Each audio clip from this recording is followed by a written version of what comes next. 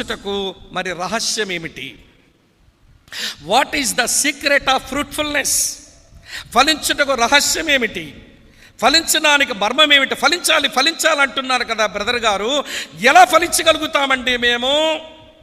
మీరు ఫలించండి అని ఒక మాట చెప్పి మా మీద పెద్ద భారం మోపేసి మమ్మల్ని పంపిస్తారా మీరు ఈ కూడికల నుంచి? లేదు లేదు లేదు ప్రియులారా, ఫలించడానికి రహస్యం ఏంటో యేసయ్య చెప్పిన మాటే చూపిస్తాను రండి. యోహాను సువార్త 15వ అధ్యాయం ఇలా వ్రాసి ఉంది ప్రియులారా. చదువుతున్న 4వ వచనం చూడండి. యోహాను సువార్త 15వ అధ్యాయం 4వ వచనం. నాయందు నిలిచి ఉండండి, మీ యందు నేనును నిలిచి ఉందును. తీగ ద్రాక్షావల్లిలో నిలిచి ఉంటేనే గాని తనంతట తానే ఎలాగూ ఫలింపదో, అలాగే నాయందు నిలిచి ఉంటేనే కానీ మీరును ఫలింపరు అన్నాడు ప్రభు. ఈ వచనంలో ప్రభు అంటున్నది ఏంటో తెలుసా? మీరు ఫలించడానికి రహస్యం నాలో నిలిచి ఉండండి. ఎలాగ నిలిచి ఉండొచ్చో నేను ఉదయం చెప్పాను. వారైతే అవిశ్వాసమును బట్టి విరిచివేయబడ్డారు, మీరైతే విశ్వాసమును బట్టి నిలిచి ఉన్నారు. గర్వింపక భయపడండి అన్నాడే పౌలన్న. కనుక విశ్వాసమును బట్టి నిలిచి ఉంటాము. ఎలాగ నిలిచి ఉండాలి ఇప్పుడు నేను చెప్పనక్కర్లేదు, కానీ అసలు మనం నిలిచున్నామో లేదో మన రంగు తేలాలి. ఇప్పుడు యేసులో నేను నిలిచి ఉన్న తీగనా కాదా అనేది మనకు తెలియాలి.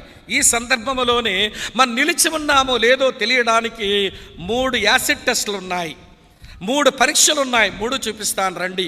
2వ వచనం చదువుతున్నాను. యోహాను సువార్త 15వ అధ్యాయం 2వ వచనం. యోహాను సువార్త 15వ అధ్యాయం 2వ వచనం. నాలో ఫలింపని ప్రతి తీగెను ఆయన తీసి పారవేయును. ఫలించు ప్రతి తీగె మరి ఎక్కువగా ఫలించవలనని దానిలోని పనికిరాని తీగెలను తీసివేయను అన్నాడు. ఈ వచనం ఏమి చెప్తుందో తెలుసా? నాలో మీరు నిలిచి ఉంటే ఫలింపని తీగను నా తండ్రి కత్తిరిస్తాడు. మీ మీద నా తండ్రి కత్తిరి దెబ్బ పడుతుంది. మీ మీద నా తండ్రి యొక్క కత్తిరి దెబ్బ పడుతుంది. వినండి చాలా జాగ్రత్తగా. ప్రభునందు ప్రియమైన స్నేహితులారా, ఏమిటి దేవుని యొక్క కత్తిరి దెబ్బ అంటే? దాన్నే గాడ్స్ చాస్టైజ్మెంట్ అంటారు. దేవుని యొక్క శిక్షణా పరిచర్య. హెబ్రీ పత్రిక 12వ అధ్యాయం 7-8 వచనాల్లో, హెబ్రీ పత్రిక 12వ అధ్యాయం 7-8 వచనాల్లో హెబ్రీ గ్రంథకర్త అంటాడు, శిక్షాఫలం పొందుటకై మీరు సహించుచున్నారు అంటాడు. అక్కడ చదువుతాను చూడండి, మీ గురించి మంచి మాట. శిక్షాఫలం పొందుటకై మీరు సహించుచున్నారు. దేవుడు కుమారులనుగా మిమ్మల్ని చూచుచున్నాడు. తండ్రి శిక్షింపని కుమారుడెవరు? కుమారులైన వాళ్ళందరూ శిక్షలో పాలిపంపులు పొందుచున్నారు. మీరు పొందని ఎడల దుర్బీజులే గాని కుమారులు కారు. దేవుని శిక్ష, దేవుని కత్తిరి దెబ్బ, అది అనారోగ్యమా, లేదా ఆర్థిక ఇబ్బందులా, లేక కుటుంబంలో సమస్యలా, లేక జాబ్ ప్లేస్లో ఇరుకుల ఇబ్బందులా, ఏదో ఒక గాడ్స్ చాస్టైజ్మెంట్. నువ్వు ఆయన కుమారుడువు గనక, నువ్వు ఆయన కుమార్తెవు గనక, ఆయనకు వ్యతిరేకంగా ఏదైనా తప్పు చేసినప్పుడు, సాటి మనిషికి వ్యతిరేకంగా ఏదైనా తప్పు చేసినప్పుడు, సంగమునకు విరోధంగా నువ్వేదైనా పాపం చేసినప్పుడు దేవుని కత్తిరి దెబ్బలు పడుతుంటాయి. కొంతమందికి అనారోగ్యపు దెబ్బ పడవచ్చు, మరికొంతమందికి ఆర్థిక సమస్యల కత్తిరి దెబ్బ పడవచ్చు, మరికొంతమంది సంబంధాలు తెగిపోయిన దెబ్బ పడవచ్చు, మరికొంత జాబ్ ప్లేస్లో అసమాధాన పరిస్థితులు రావచ్చు. ఇవన్నీ దేవుని కత్తిరి దెబ్బలే. ఇలా నా మీద కత్తిరేసాడేంటి దేవుడు? వినండి, ఎందుకు నన్ను ప్రూనింగ్ చేస్తున్నాడు, ఎందుకు నన్ను కత్తిరిస్తున్నాడంటే, నువ్వు ఆయన కుమారుడువు గనక, నువ్వు ఆయన కుమార్తెవు గనక, నువ్వు మరి అధికంగా ఫలించాలి గనక పనికిరానిదేదో వస్తుంది, దాన్ని కత్తిరించడం కొరకు ఆయన్ని శిక్షిస్తాడు. నిలిచి ఉన్న తీగ మీదే దెబ్బ పడుతుంది, రోడ్డు మీద తెగిపోయిన తీగ మీద కత్తిరి దెబ్బ పడాల్సిన పని లేదు. ద్రాక్షావల్లిలో నిలిచి ఉన్న తీగ మీదనే అది ఆకు కుళ్ళిపోయిందా, లేకపోతే దాని స్టెమ్, వినండి ప్రియులారా, దాని యొక్క కాడ ఏమైనా బూజు పట్టిందా, లేకపోతే పురుగు పట్టిందా, దాన్ని కత్తిరి దెబ్బేస్తాడు. ఎందుకంటే మిగిలిన తీగంతా బాగా ఫలించడం కొరకు. అంటే నేను చెప్పే సంగతి ఏంటో తెలుసా? దేవుని శిక్ష అనే కత్తిరి దెబ్బ నీకు పడుతుందంటే దేవునికి స్తోత్రం, నువ్వు ఆయన నిలిచి ఉన్న తీగవని అర్థం. ఇది ఒక సంగతి. రెండో సంగతి చెప్తాను చూడండి ప్రియులారా. ఇక్కడ రాస్తున్న 3వ వచనంలో, హెబ్రీ పత్రిక 15వ అధ్యాయం 3వ వచనంలో, నేను మీతో చెప్పిన మాటను బట్టి మీరిప్పుడు పవిత్రులై ఉన్నారు అన్నాడు. నేను చెప్పిన మాటను బట్టి మీరిప్పుడు పవిత్రులై ఉన్నారు. ఈ మాట నాకేమి నేర్పిస్తుంది అని అంటే, నిలిచి ఉన్న తీగను వినండి, ఆయన శుద్ధి చేస్తాడు. ఇది దేవుని శుద్ధి పని. తెలంగాణలోనే ఏమంటే ద్రాక్షకాయలు కాసి లేవంటే ద్రాక్ష పళ్ళు పండించేటువంటి వాళ్ళకి బాగా తెలుస్తుంది. ద్రాక్ష తోటలు పూత పెట్టాయి, అవి కొంచెం పింజులు పడుతున్నాయి, కొద్దో గొప్ప రోజుల్లోనే అవి కాయలు వచ్చేస్తాయి అన్నప్పుడు వినండి, సేద్యగాడు, ఆ తోటమాలి లేక వ్యవసాయదారుడు మొత్తం ద్రాక్ష తోటలంతా అలా పర్యవేక్షించి ఎక్కడైనా బూజు పట్టినా, ఎక్కడైనా మట్టి పట్టేసినా, పువ్వు మీద ఎక్కడైనా మట్టి పడిపోయినా ఏమండి పళ్ళు రావు, వచ్చిన ఫలము కూడా నిలిచి ఉండదు గనక వినండి స్ప్రింకిల్ చేస్తాడు నీటిని. ఆ ద్రాక్షవల్లి వినండి పందిర్ల మీద స్ప్రే చేస్తున్నాడు వాటర్ని. ఎందుకు అలా చేస్తున్నారు? ఎవడైనా మొదల్లో వేస్తాడు కానీ వేరు దగ్గర నీళ్లు మీరు పందిరి నిండా కొడుతున్నారేంటి? అవునవును, ఎక్కడ నీళ్ళు వేయటం ఆరంభములు అవసరం.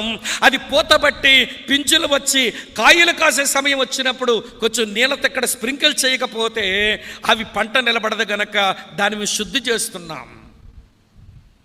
మనం పండే కాలం వచ్చింది వినండి, మన ఫలించే కాలం వచ్చినప్పుడు దేవుడు తన వాక్యము చేత ఆయన మనం క్లీన్ చేస్తాడు. మీకు ఆ విషయం చెప్పనా, ఈ విశ్వాసాల సదస్సులో వాక్యం మీద మీరు కూర్చుంటున్నప్పుడు దేవుడు వాక్యపు నీటితో మిమ్మల్ని శుద్ధి చేస్తున్నాడనే విషయం ఎంతమంది గమనిస్తున్నారు?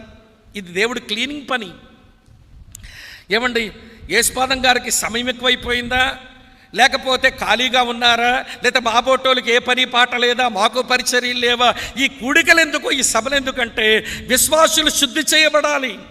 దేవుని వాక్యపు నీటి చేత దేవుని శుద్ధి కార్యక్రమం వీళ్ళ లోపల జరగాలి అన్నది పరమదేవుని యొక్క పరమోద్దేశం. కనుక వినండి, దేవుని యొక్క శిక్ష, దేవుని యొక్క శుద్ధి రోడ్డు మీద మనుషులు తొక్కే తీగలకు ఉండదు, ద్రాక్షవలు నిలిచి ఉన్న తీగలకే ఉంటుంది. నేను యేసుక్రీస్తులో నిలిచి ఉన్నానా లేదా అనే దానికి సరైనటువంటి టెస్ట్ ఏంటో తెలుసా? దేవుని శిక్ష నాకు అప్పుడప్పుడు వస్తున్నది, దేవుడు శుద్ధి కూడా నన్ను చేస్తున్నాడు వాక్యము చేత అని మనం గమనించినప్పుడు దేవునికి స్తోత్రం, నేను నిలిచి ఉన్న వ్యక్తిని అని మనం గ్రహించాలి. మూడో సంగతి చెప్తాను వినండి. అదే యోహాను సువార్త 15వ అధ్యాయంలో చదువుతున్నాను చూడండి ప్రియుల, 7వ వచనం. నా యందు మీరును మీ యందు నా మాటలు నిలిచి ఉండిన ఎడల మీకు ఏదిష్టమో అడుగుడి, అది మీకు అనుగ్రహింపబడను. ఈ మాట నాకేమి నేర్పిస్తుందో తెలుసా?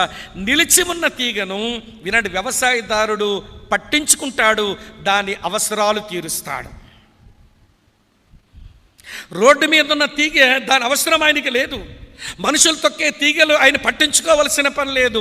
ద్రాక్షవల్లో నిలిచి ఉన్న తీగని వినండి వ్యవసాయదారుడు పట్టించుకొని, ఈ ఆకు కొంచెం కుళ్ళిపోతున్నది, దీని యొక్క ఏమండి ఆ కాండం మీదకు కొంచెం ఏదో నీళ్లు పడ్డాయి, ఎక్కడేదో కొంచెం కుళ్ళిపోతున్నది అని పట్టించుకొని దాని అవసరాలు తీరుస్తాడు. ఇక్కడ అదే మాట యేసు ప్రభు ఆ ఉదాహరణే వినండి ప్రియులారా. ఆ ద్రాక్ష తోటలు దాటేసుకుంటూ వినండి గెత్సెమనే తోటకు వెళ్ళేటువంటి దారిలో ఈ ద్రాక్ష తోటలు ఉన్న ప్రాంతంలో అవన్నీ తన శిష్యులకు చూపించి ఇదొక విజిబుల్ సర్మన్, ఇదొక దృశ్యరూపకమైన సందేశం. అనగనగా అని చెప్పే కథ లాంటిది కాదు ఇది. మీరు ఏ ద్రాక్ష తోటలోంచి నడుస్తున్నారో దీనిని ఉదాహరణగా చూపించే మీకు చెబుతున్నాను వినండి. నేను నిజమైన ద్రాక్షవల్లిని, నా తండ్రి వ్యవసాయకుడు, మీరు నాలో తీగలు. మీరు నాలో తీగలుగా నిలిచి ఉంటే నా తండ్రి యొక్క శిక్ష మీకు పడుతుంది, నా తండ్రి యొక్క శుద్ధి మీకు దొరుకుతుంది, నా తండ్రి చేత మీరు పట్టించుకోబడి మీ అవసరాలన్నీ తీర్చబడతాయి. చప్పట్లు కొట్టి దేవుని స్తోత్రం చెబుదామా? దీన్ని బట్టి తేల్చేసుకోవచ్చు, మనం నిలిచి ఉన్న తీగలమా లేక బయట ఉన్న తీగలమా, ఎవరి సంగతి వాళ్ళకే తెలుస్తుంది. అక్క చెల్లి జాగ్రత్తగా ఈ మాటల మీద